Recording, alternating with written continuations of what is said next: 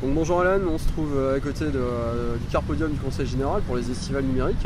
Là, il y a plein d'activités que vous êtes en train de proposer. Donc, est-ce que tu peux me présenter un petit peu votre association, te présenter toi, voilà. Ouais, donc salut, moi c'est Alan, donc j'ai créé l'association Oscope en 2010 avec deux amis. À la base, l'association s'appelait pas Oscope mais FIFA Heroes parce qu'on était parti pour faire uniquement des tournois de FIFA et de Guitar Hero. Ok. Donc d'où le nom FIFA Heroes, et ensuite on s'est vite rendu compte qu'on avait envie de faire plein d'autres choses, beaucoup plus variées, et donc il a fallu changer le nom de l'association voilà, pour que ce soit moins trompeur.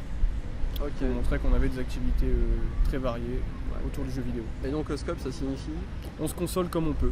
Excellent. Voilà, donc il y a le jeu de mots console dedans, et puis il y a un côté humoristique aussi pour expliquer aussi qu'on fait ça sans se prendre la tête, aussi pour s'amuser. Ouais. C'est du fun avant tout.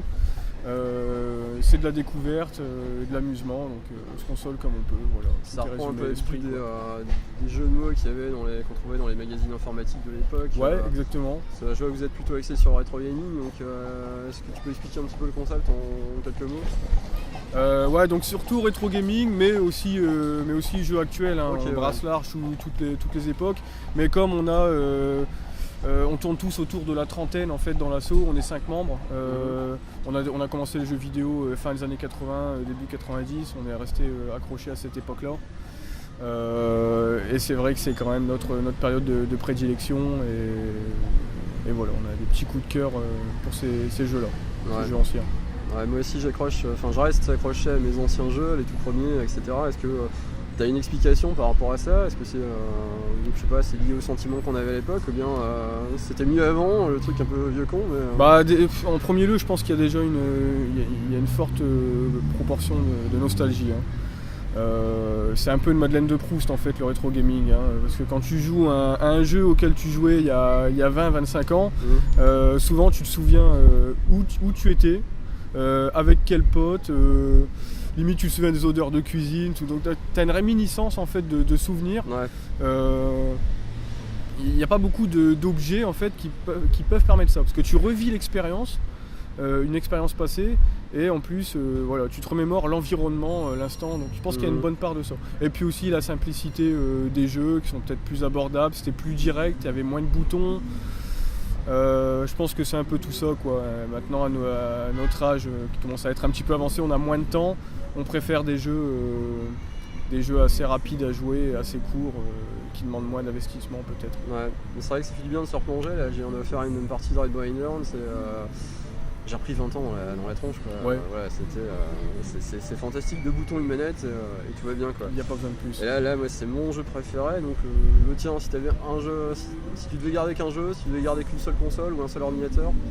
Bon, allez, un seul, ça va être Streets of Rage 2 sur Mega Drive. Ouais. Et donc la console préférée, c'est la Mega Drive. C'est pas ma toute première, mais c'est une des premières, et c'est celle qui m'a vraiment marqué, et celle avec qui j'ai joué le plus longtemps, celle avec qui je rejoue le plus souvent encore actuellement, avec le plus de plaisir. Ouais. C'est la Mega Drive de Sega. Ok.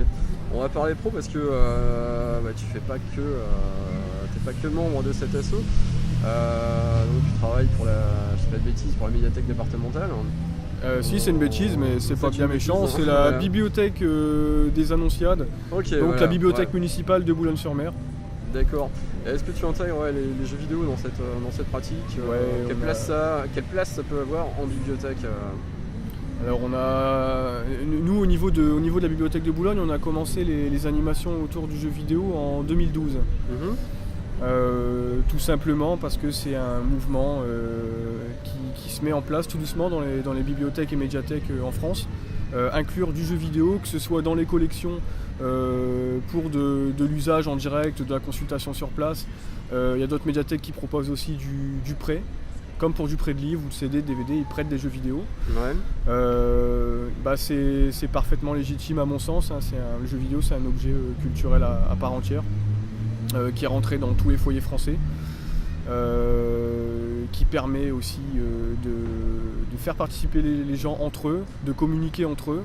C'est vraiment un lien, un lien entre les usagers. Donc le jeu vidéo a toute sa place dans les bibliothèques. que ce soit en termes d'ateliers avec les enfants, avec les adultes, ou en termes d'animation, de jeux vidéo en rapport avec l'actualité culturelle par exemple. Au même titre qu'une table thématique de bouquins et de DVD, on peut faire un atelier avec des jeux vidéo pour faire la promotion d'un événement culturel qui se passe dans la ville. Ouais, donc on joue en bibliothèque aussi, c'est assez sympa. Ouais. De plus en plus. Ouais. Est-ce qu'il y a un type de jeu qui s'y prête bien où tous les jeux fonctionnent correctement? Bon, ça dépend. Je pense à la thématique d'hier qui était Poetic Gamer. Ouais. Alors ouais, ça dépend ce qu'on cherche. Effectivement, les jeux qu'on a utilisés hier, donc des jeux qui tournaient autour de la poésie, comme Journey ou Flower, trouvent parfaitement leur place en bibliothèque, médiathèque, parce que c'est des jeux paisibles. Même si maintenant les médiathèques commencent à évoluer dans le sens où c'est pas grave s'il y a un peu de bruit, c'est plus sacro-saint silence de la bibliothèque. Mais au début, pour commencer dans une bibliothèque, c'est sympa de mettre des jeux comme ça. Ça effraie pas les néophytes. Ça casse pas le calme ambiant, et puis c'est des jeux très jolis à regarder, hein, donc même si on n'est pas joueur, on peut se prendre au jeu à regarder quelqu'un jouer et voir de très belles choses à l'écran, un petit peu comme une œuvre d'art finalement. Ouais, Flower c'était un vrai spectacle. Hein, ouais.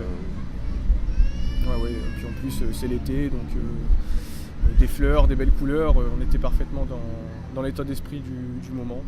D'accord. Voilà. Je te remercie.